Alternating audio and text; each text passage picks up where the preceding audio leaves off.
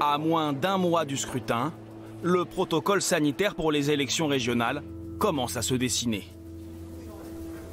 Comme pour les élections précédentes, les votants devront respecter scrupuleusement les gestes barrières et se désinfecter les mains avant d'entrer dans l'isoloir.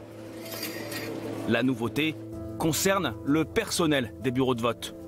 Ces derniers pourront se faire vacciner en priorité et pour pouvoir participer au dépouillement, il faudra être vacciné ou présenter un test négatif de moins de 48 heures.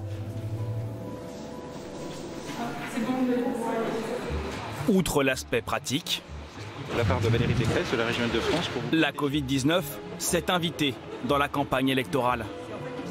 Valérie Pécresse, tête de liste en Île-de-France, réclame davantage de doses pour sa région.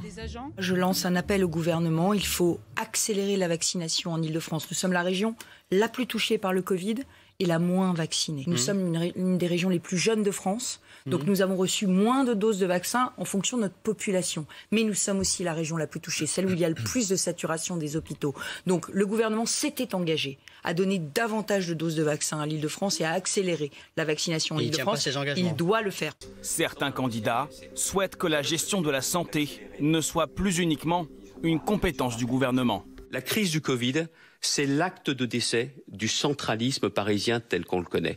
Et c'est pour ça que je souhaite maintenant qu'il y ait une république des territoires pour que l'on ne fonctionne pas sans État, mais que l'on donne davantage de responsabilités à l'échelon le plus proche. Vous voulez de l'efficacité ?